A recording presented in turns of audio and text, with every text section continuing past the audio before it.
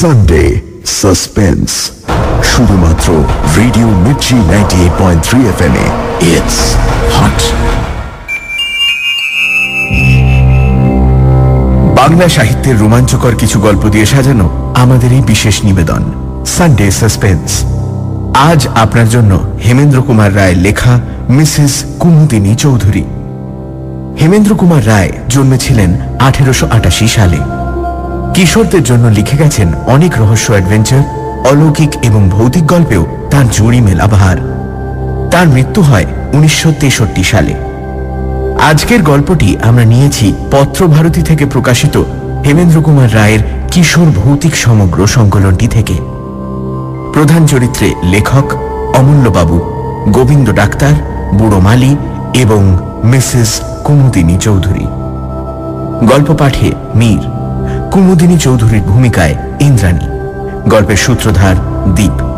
শুরু হচ্ছে মিসেস কুমুদিনী চৌধুরী।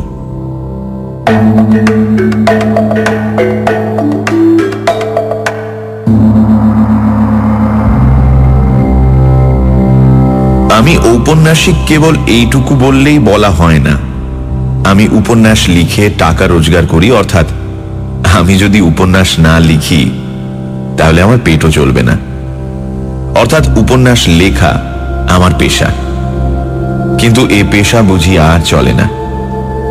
বাড়িতে রোজ এত লোকের ভিড়, মাসিক পত্রের সম্পাদকের তাগাদা, চেনা অচেনা লোকের আনাগোনা, বন্ধু বান্ধবদের তাস দাবার আড্ডা, এইসব সামলাতে সামলাতেই প্রতিদিন কেটে যায়। যখন একলা হবার সময় পাই তখন আসে ঘুমের সময়। কাজেই কিছুদিনের জন্য কলকাতা ছাড়তে হলো। স্থির করলুম একখানা উপন্যাস না লিখে আর কলকাতায় ফিরব না। বিদেশে নিশ্চয়ই বাসায় এত চেনা অচেনা লোকের ভিড় হবে না। সিধে চলে গেলুম ঝাঝা জংশনে। একখানি ছোটখাটো বাংলো ভাড়া নিলুম। সকালে ও বিকেলে বেরিয়ে বেড়াই, দুপুর ও সন্ধেবেলাটা কেটে যায় উপন্যাস লেখায়। ভিড়ের ভয়ে বিদেশে পালিয়ে এলেও মানুষের সঙ্গ বিনা মানুষের প্রাণ বাঁচে না।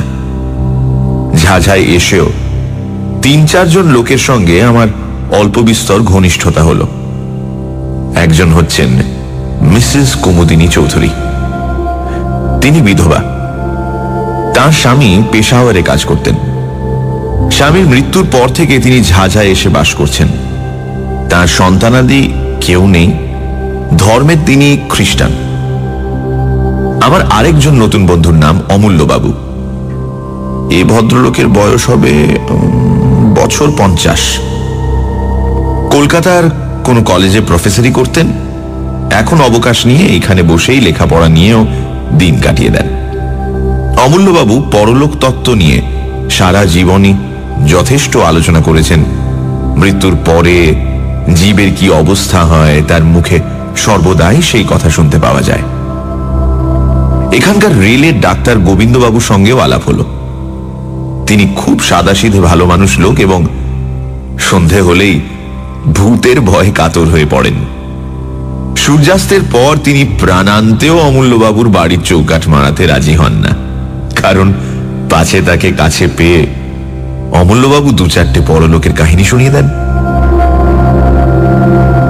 সেদিন সন্ধ্যের কিছু আগে আমি অমূল্যবাবুর সঙ্গে বসে বসে গল্প করছিলাম। কথা হচ্ছিল পৃথিবীতে সত্যি সত্যি পিশাচের অস্তিত্ব আছে কিনা। অমূল্যবাবুর বিশ্বাস পৃথিবীতে সেকালেও পিশাচ ছিল, একালেও আছে। আমি জিজ্ঞাসা করলাম, পিশাচ কাকে বলে? অমূল্য বললেন, প্রেতাত্মাদের আমাদের মতো দেহ নেই, এ কথা তুমি জানো। দেহ না থাকলেও দুষ্ট প্রেতাত্মাদের আকাঙ্ক্ষা প্রায় প্রবল হয়ে থাকে, কিন্তু দেহের অভাবে তারা সে আকাঙ্ক্ষা মেটাতে পারে না। তাই অনেক সময় দুষ্ট প্রেতাত্মারা মানুষের সুরক্ষিত মৃতদেহের ভেতরে গিয়ে আশ্রয় নেয়। তখন সেই মরা মানুষ জ্যান্ত হয়ে উঠে জীবিত মানুষদের ধরে রক্ত শোষণ করে। এই জীবন্ত মৃতদেহগুলোই পিশাচ নামে খ্যাত। অমূল্যবাবু এমন দৃঢ় বিশ্বাসের সঙ্গে কথাগুলি বললেন যে আমার গায়ে কাঁটা দিয়ে উঠল। আমি বললুম, প্রায় শুনতে পাই অমুক লোক রক্ত স্বল্পতা হয়ে রোগে মারা গিয়েছে। আপনি কি বলতে চান যে পিশাচরাই তাদের মৃত্যুর কারণ? অমূল্যবাবু বললেন, অনেক সময় হতেও পারে, অনেক সময় নাও হতে পারে। ঠিক এই সময় মিসেস কুমুদিনী অমূল্যবাবুর বাইরের ঘরে এসে ঢুকলেন। ঢুকেই তিনি হাসতে হাসতে বললেন, কিসের গল্প হচ্ছে নি? আমি বললুম, অমূল্যবাবু আমাকে ভয় দেখাবার চেষ্টা করছেন। কুমুদিনী একখানা চেয়ারের ওপর বসে পড়ে বললেন, ও ভূতের গল্প বুঝি? বেশ, ভূতের গল্প শুনে ভয় পেতে আমি খুব ভালোবাসি। অমূল্যবাবু বললেন, বেশ ভয়ানক ভূত কাকে বলে আমি তা জানি না, তবে আজ আমি পিশাচের গল্প করছিলুম বটে। কুমুদিনী খানিকক্ষণ নীরবে অমূল্যবাবুর মুখের পানে তাকিয়ে রইলেন। তারপর ধীরে ধীরে বললেন, আচ্ছা অমূল্যবাবু, পিশাচের কথা সত্যি আপনি বিশ্বাস করেন? অমূল্যবাবু গম্ভীর স্বরে বললেন, সত্যি বিশ্বাস করি। খালি তাই নয়, আমার ধারণা সম্প্রতি এই ঝাঝাতেই বোধহয় পিশাচের উপদ্রব শুরু হয়েছে।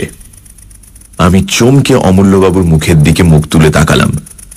কুমুদিনীরও মুখ ভয়ে ম্লান হয়ে গেল, কিন্তু সে ভাবটা সামলে নিয়ে তিনি বললেন, আপনার এমন গাঁজা করে ধারণার কি কারণ শুনি?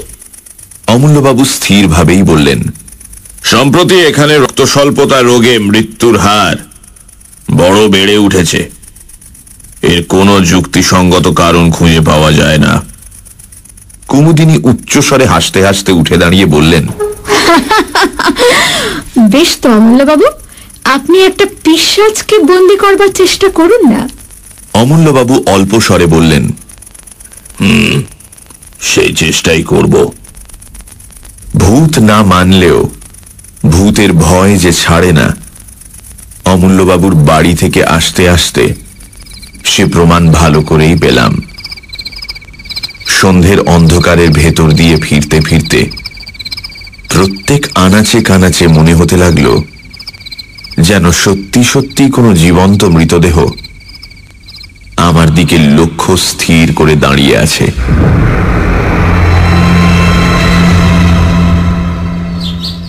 অমূল্যবাবু প্রতিদিন সকালে আমার বাসায় এসে চা পান করতেন।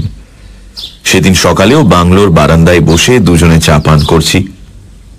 এমন সময় দেখলুম সামনের পথ দিয়ে ডাক্তার গোবিন্দবাবু কোথায় যাচ্ছেন। আমি চেঁচিয়ে তাকে এক পেয়ালা চা পান করবার জন্য আহ্বান করলুম। গোবিন্দবাবু, আর চা খেয়ে যান। গোবিন্দবাবু কাছে এসে বললেন, চা পান করতে রাজি আছি, কিন্তু ভায়া শিগগির, আমার একটু দেরি করবার সময় নেই। আমি বললুম, কেন আপনার এত তাড়াতাড়ি কিসের? গোবিন্দবাবু বললেন, মিসেস কুমুদিনী চৌধুরীর মালির ছেলের ভারী অসুখ, বোধহয় বাঁচবে না। জিজ্ঞাসা করলুম, কি অসুখ? গোবিন্দবাবু বললেন, রক্ত স্বল্পতা, অর্থাৎ অ্যানিমিয়া। অমূল্যবাবু চা পান করতে করতে হঠাৎ পেয়ালাটা টেবিলের উপর নামিয়ে রেখে বললেন, ডাক্তার, ঝাঝায় এত অ্যানিমিয়ার বাড়াবাড়ির কারণ কি বলতে পারেন? গোবিন্দবাবু বললেন, না, কিন্তু এই রোগের এতটা বাড়াবাড়ি দেখে আমি অত্যন্ত আশ্চর্য হয়ে গেছি। অমূল্যবাবু চেয়ার ছেড়ে উঠে দাঁড়িয়ে বললেন, মিসেস কুমুদিনী চৌধুরীর মালির ছেলে আমি জানি, তার মানে গদাধরকে। সে রোজ আমাকে ফুল দিয়ে যায়। 3 দিন আগেও তাকে আমি দেখেছি। জোয়ান সমত্ব ছেলে। আর তুমি বলছো ডাক্তার এরই মধ্যে তার অবস্থা খারাপ হয়ে পড়েছে? অ্যানিমিয়া রোগে এত তাড়াতাড়ি কারুর অবস্থা খারাপ হয় না।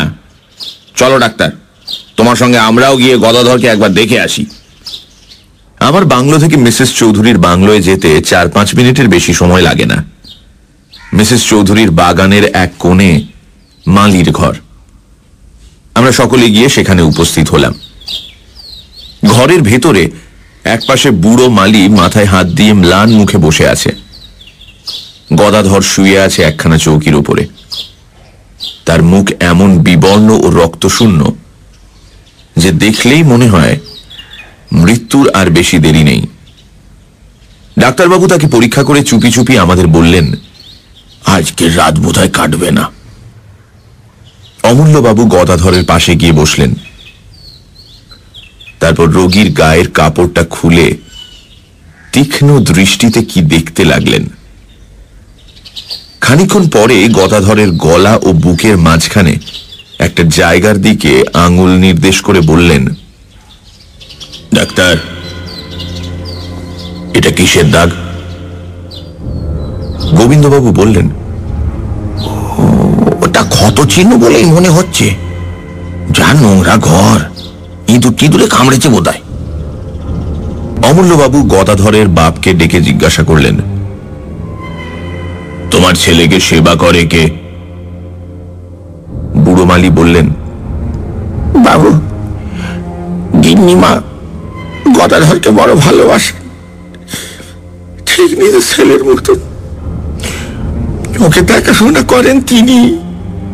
ওর জন্য দিনে তার বিশ্রাম নেই, রাতে ঘুম নেই বাবু।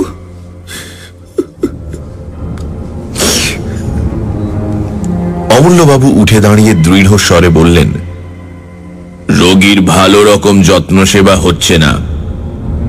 গদাধরকে আমি আমার বাড়িতে নিয়ে যাব। ডাক্তার, তোমার রেলের 2-4 জন কুলিকে ডাকো। গদাধরকে তারা এক্ষুনি আমার বাড়িতে নিয়ে চলুক। আমার বিশ্বাস একে আমি নিশ্চয়ই বাঁচাতে পারবো। অমূল্যবাবুর এই অদ্ভুত বিশ্বাসের কারণ কি আমরা বুঝতে পারলাম না। রোগ হয়েছে রোগীর দেহে, এ বাড়ি থেকে ও বাড়ি নিয়ে গেলে তার কি উপকার হতে পারে? যাক, কথাই কাজ করা হলো। গদাধরকে যখন বাগানের ভেতর দিয়ে নিয়ে যাওয়া হচ্ছে, সেই সময় মিসেস কুমুদিনী তার বাংলোর বারান্দায় দাঁড়িয়েছিলেন। আমাদের দেখে নেমে এসে তিনি বিস্মিত স্বরে বললেন, এ কি ব্যাপার? গদাধরকে কোথায় নিয়ে যাওয়া হচ্ছে? অমূল্যবাবু বললেন, আমার বাড়িতে। এখানেও ঠিক মতো সেবা আর চিকিৎসা হচ্ছে না। কুমুদিনীর 2 চোখে একটা ক্রোধের ভাব ফুটে উঠেই আবার মিলিয়ে গেল। ধীরে ধীরে তিনি বললেন, বেশ, আপনারা যা ভালো বোঝেন করুন। গদাধরের আরাম হলে আমার যে খুশি আর কেউ হবে না।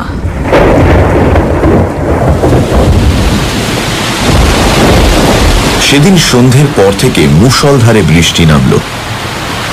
গাছপালার আর্তনাদ ও মেঘের গর্জনের সঙ্গে সঙ্গে পাহাড়ের উপর থেকে হুড় হুড় করে বৃষ্টিধারা নেমে আসার শব্দ শুনতে শুনতে আমি ঘুমিয়ে পড়লাম। অনেক রাতে হঠাৎ করে আমার ঘুম ভেঙে গেল। অন্ধকারে ধর্মড়িয়ে বিছানার উপর উঠে বসে মনে হলো জানলার সার্সির উপরে বাইরে থেকে কে যেন ঠক ঠক করে আওয়াজ করছে। প্রথমে ভাবলাম আমারই মনের ভুল। বাইরে তখনও সমান তোড়ে বৃষ্টি ঝরছে, বাজ ডাকছে, ঝড় একেবারে হৈ হৈ করছে। এমন দুর্যোগে সার্সির উপর করাঘাত করতে আসবে কে? হয়তো ঝোড়ো হাওয়া ঘরের ভেতর ঢুকতে চায়। আবার বিছানার উপর শুয়ে পড়লুম, কিন্তু সঙ্গে সঙ্গে তখনই সার্সির উপরে আবার শব্দ হলো। সবিস্ময়ে বিছানার উপর থেকে লাফিয়ে পড়লুম। আর তো কোনোই সন্দেহ নেই। কে এলো? এই বন জঙ্গল পাহাড়ের দেশে এই ঝড় বৃষ্টি অন্ধকারে কে আমার ঘরের ভেতর ঢুকতে চায়? অজানা বিদেশ বলে শোবার সময় বালিশের তলায় রোজই একটা টর্চ রেখে দিতুম। টপ করে তুলে নিয়ে জেলে জানলার উপরে আলোটা ফেললুম, আর সেই তীব্র আলোকে দেখলুম বন্ধ সার্সির উপরে 2 হাত ও মুখ রেখে দাঁড়িয়ে আছে এক অদ্ভুত মূর্তি।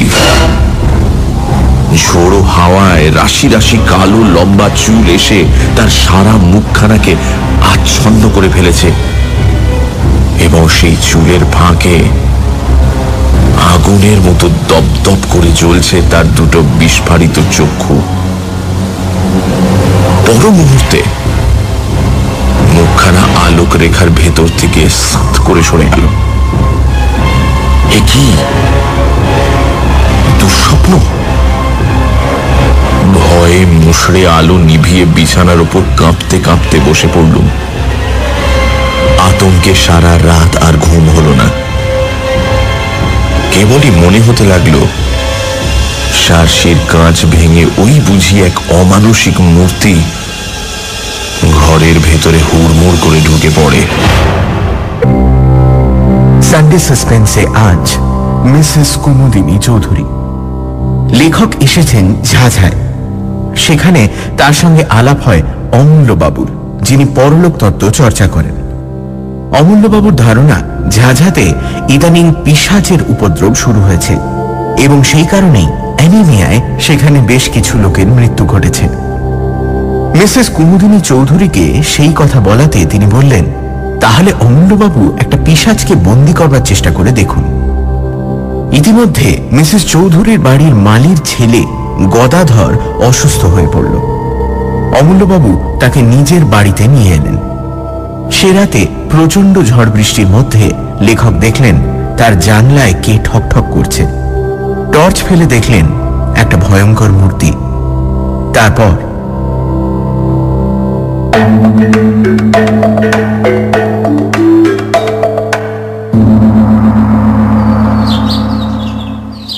জানলা দিয়ে সকালের আলো ঘরের ভেতরে এসে পড়েছে, কিন্তু তখন আমি জড় ভরতের মতো বিছানার উপর আড়ষ্ট হয়ে বসে আছি। এমন সময় বাইরে থেকে শুনলুম আমার নাম ডাকছেন অমূল্যবাবু। ও ভাই, আরে কি হলো? দরজা খোলো। আর কি মুশকিল? আশ্বস্তির নিঃশ্বাস ফেলে তাড়াতাড়ি উঠে দরজা খুলে দিলুম। অমূল্যবাবু ঘরের ভেতরে এলেন। আমি জিজ্ঞাসা করলুম, এত ভোরে আপনি? গদাধরের অসুখ বেড়েছে নাকি? অমূল্যবাবু বিছানার উপর উঠে বসে হাসি মুখে বললেন, অসুখ বেড়েছে কি? এই অল্প সময় গদাধর প্রায় সেরে উঠেছে। আমি সবিস্ময়ে বললুম, বলেন কি? কি করে ছাড়লো? অমূল্যবাবু বললেন, গদাধরের কোনো অসুখ তো হয়নি, সে পড়েছিল পিশাচের পাল্লায়। চেষ্টা করেও আমি হাসি থামাতে পারলুম না। কৌতুক ভরে বললুম, আপনি কি চারিদিকেই এখন পিশাচের স্বপ্ন দেখছেন? হ্যাঁ?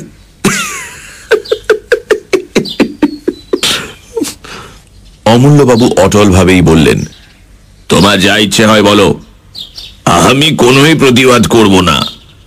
গদাধর কেন বেঁচেছে জানো? কাল দিন রাত তার শিয়রে বসে আমি পাহারা দিয়েছি বলে। কারুকে তার ত্রিসীমানায় আসতে দিইনি। কাল রাতে আবার কেউ যদি তার রক্ত শোষণ করত, তাহলে আজ আর তাকে জীবিত দেখতে পেতে না। আমি সবিস্ময়ে বললুম, রক্ত শোষণ? অমূল্যবাবু, আপনি কি বলছেন? কে তার রক্ত শোষণ করত? অমূল্যবাবু কিছুক্ষণ স্তব্ধ হয়ে রইলেন। তারপর ধীরে ধীরে বললেন, তোমার ও কথার কোনো জবাব আগে আমি দেব না।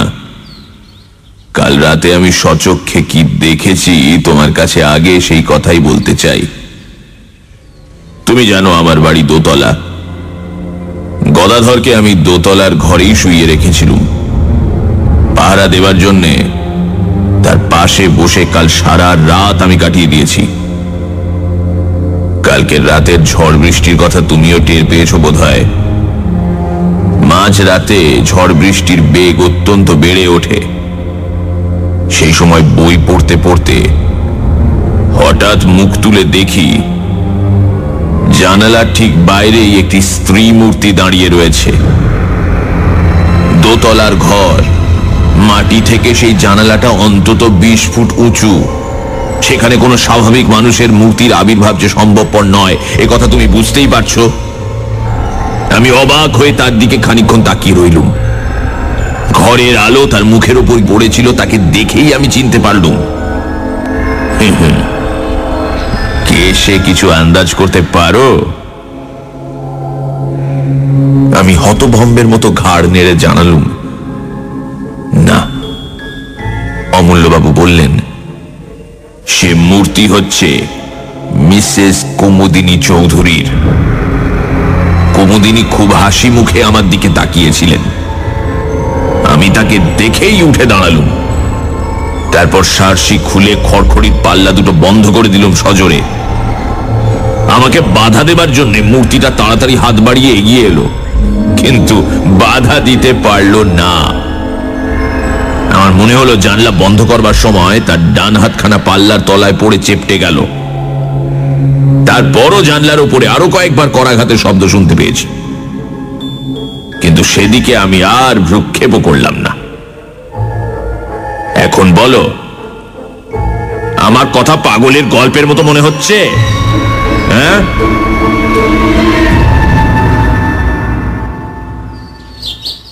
আমি রুদ্ধশ্বাসে বলে উঠলাম, অমূল্যবাবু, অমূল্যবাবু, আপনি আপনি কি বলছেন মিস কুমুদিনী চৌধুরী? অমূল্যবাবু বাধা দিয়ে বললেন, শোনো, টেলিগ্রামে আমি আর এক খবর আনিয়েছি।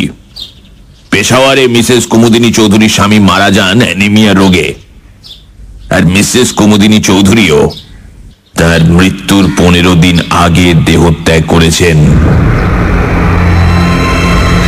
আমার সারা শরীর কেমন একটা করতে লাগলো। টেবিলের একটা কোণ ধরে তাড়াতাড়ি চেয়ারের উপর বসে পড়লুম। অনেকক্ষণ পরে নিজেকে সামলে নিয়ে অমূল্যবাবুর কাছে আমিও কাল রাতে যা দেখেছি সেই ঘটনাটা খুলে বললুম। অমূল্যবাবু কি একটা বলতে যাচ্ছিলেন, কিন্তু হঠাৎ দরজার দিকে তাকিয়ে থেমে গেলেন। ফিরে দেখলুম বাংলোর সিঁড়ি দিয়ে বারান্দায় এসে উঠলেন মিসেস কুমুদিনী চৌধুরী। তাকে দেখেই সবার আগে আমার চোখ পড়ল তার ডান হাতের দিকে। তার ডান হাতে ব্যান্ডেজ বাঁধা।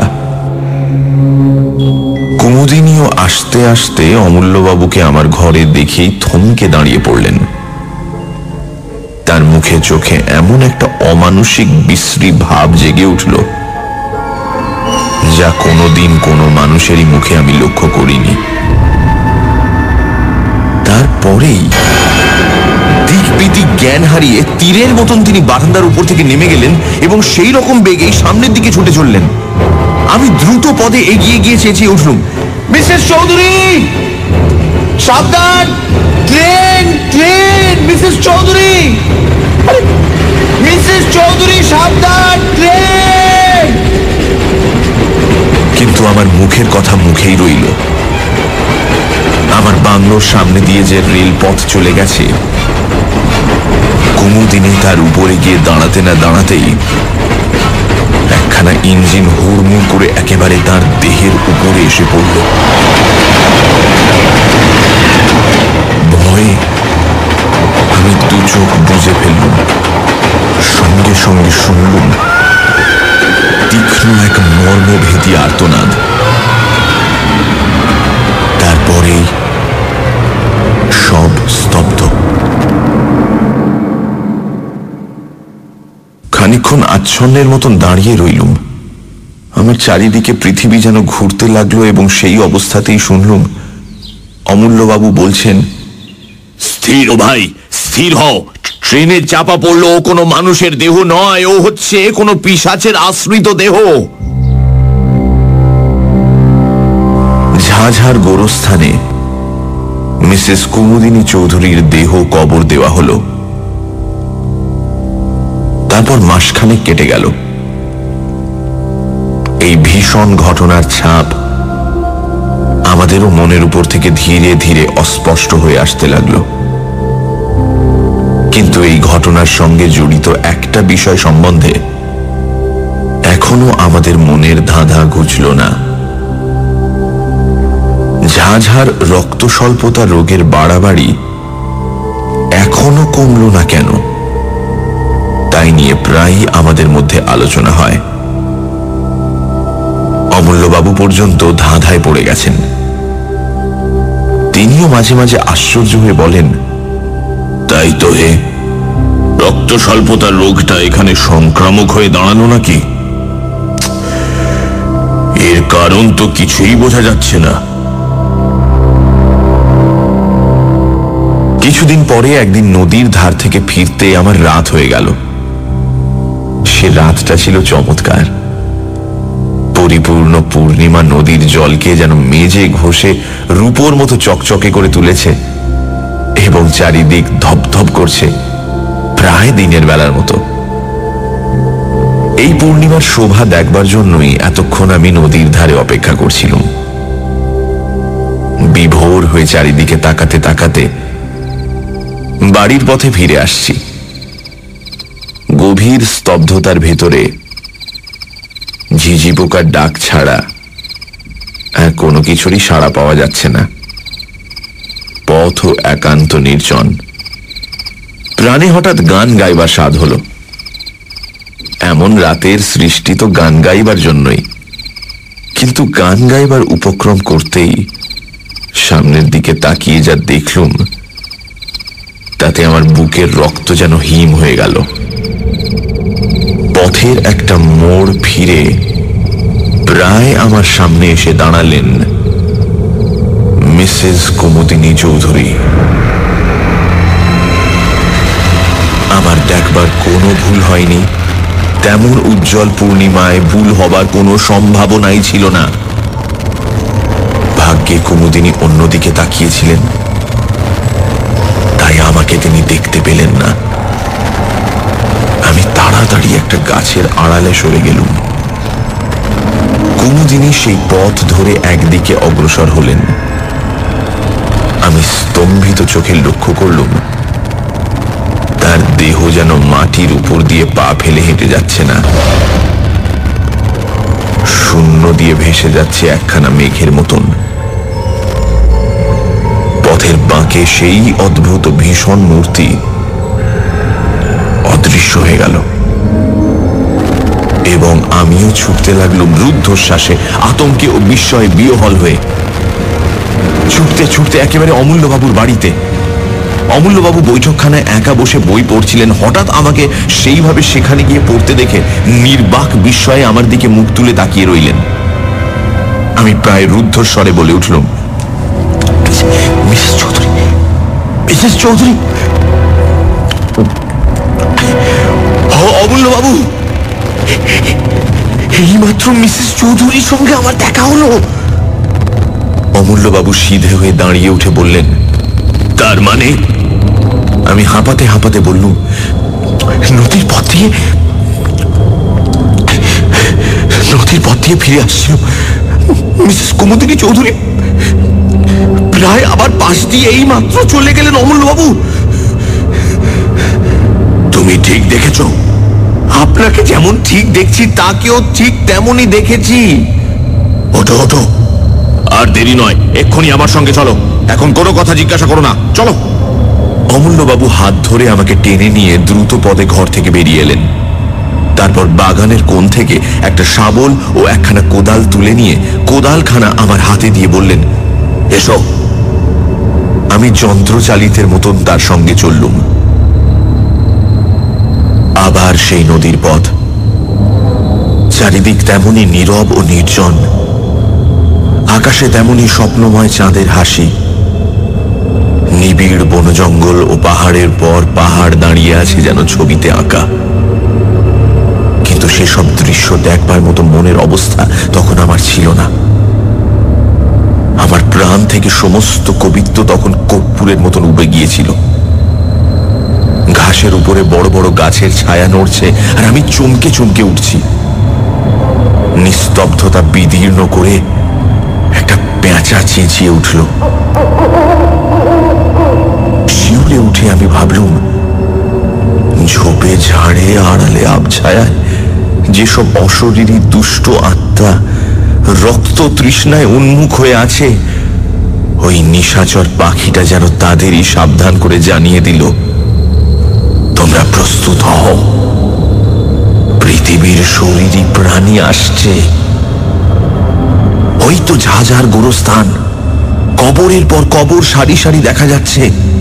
তাদের উপরে ইটের বা পাথরের গাঁথুনি, পাশ থেকে নদীর জলের তান ভেসে আসছে অশ্রান্ত তালে। আমার মনে হলো এতক্ষণ এইসব কবরের পাথরের উপর যেসব ছায়া দেহ বসে বসে রাত্রি যাপন করছিল, আচম্বিতে জীবিত মানুষের আবির্ভাবে অন্তরালে গিয়ে নদীর সঙ্গে স্বর মিলিয়ে তারা ভয়াবহ কানাকানি করছে। একটা ঝোপের ভেতরে আমাকে টেনে নিয়ে গিয়ে অমূল্যবাবু বললেন, এইখানে স্থির হয়ে লুকিয়ে বসে থাকি, এসো, সাবধান, কোনো কথা কইও না। সারা রাত সেইখানে আড়ষ্ট হয়ে দুজনে বসে রইলুম। সেদিনকার সেই রাতটাকে আর পৃথিবীর রাত বলে মনে হলো না।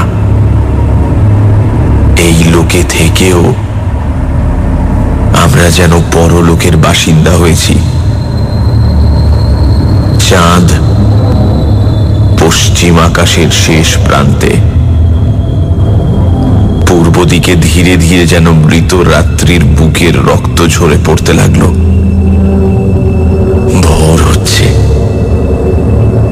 হঠাৎ অমূল্যবাবু আমার গা টিপলেন। চমকে ফিরে দেখি নিবিড় বনের ভেতর থেকে মেঘের মতো গতিতে এক অপার্থিব নারী মূর্তি বাইরে বেরিয়ে আসছে। মিসেস কুমুদিনী চৌধুরী।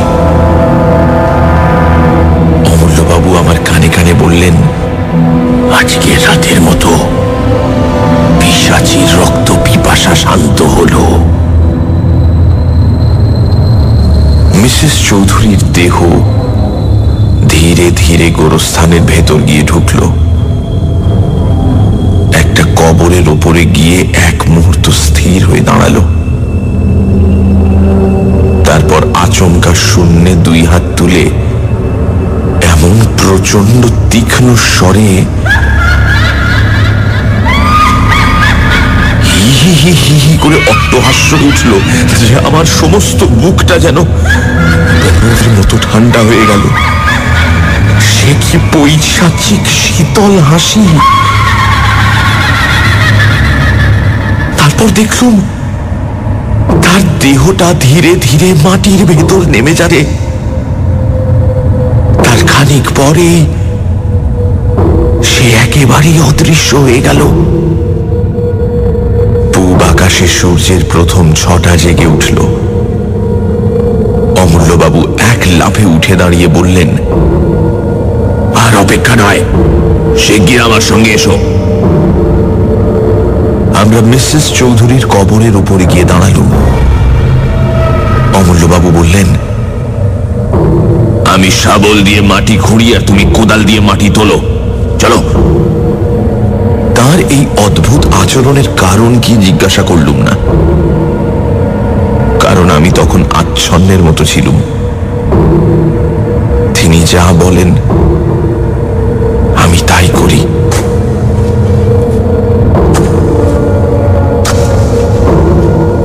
অল্পক্ষণ পরেই কফিনটা দেখা গেল। অমূল্যবাবু বললেন, দেখো, এইবারে আমি কফিনের ডালাটা খুলব, তারপর আমি যা করব তুমি তাতে আমাকে বাধা দিও না। শুধু এইটুকু মনে রেখো, কফিনের ভেতরে যে দেহ আছে সেটা কোনো মানুষের দেহ নয়। অমূল্যবাবু দুই হাতে টেনে কফিনের ডালাটা খুলে ফেললেন। আমি স্তম্ভিত চোখে দেখলাম কফিনের ভেতর শুয়ে আছে মিসেস কুমুদিনী চৌধুরীর পরিপূর্ণ দেহ। সে দেহ দেখলে মনে হয় না তা কোনোদিন ট্রেনে কাটা পড়েছিল। সেটা 1 মাস আগে কবর দেওয়া কোনো গলিত মৃতদেহ নয়। তার তাজা মুখ অত্যন্ত প্রফুল্ল ও তার ঠোঁটের চারপাশে তরল রক্তধারা লেগে রয়েছে এবং তার জীবন্ত চোখ দুটো সহাস্য দৃষ্টিতে আমার মুখের দিকে তাকিয়ে আছে। অমূল্যবাবু 2 হাতে শাবলটা হঠাৎ মাথার উপর তুলে ধরলেন, তারপর সজোরে ও সবেগে শাবলটা মৃতদেহের বুকের উপর বসিয়ে দিলেন।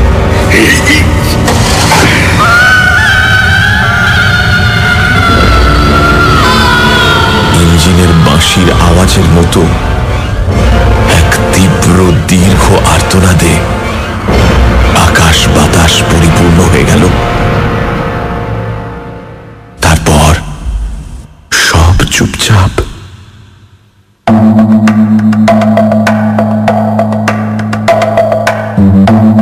শুনছিলেন মিসেস কুমুদিনী চৌধুরী, রচনা হেমেন্দ্র কুমার রায়, গল্প পাঠে মীর, কুমুদিনী চৌধুরীর ভূমিকায় ইন্দ্রাণী, গল্পের সূত্রধার দীপ, শব্দগ্রহণ, আবহ সঙ্গীত এবং স্পেশাল এফেক্টসে রিচার্ড, পরিকল্পনা ও পরিচালনায় ইন্দ্রাণী।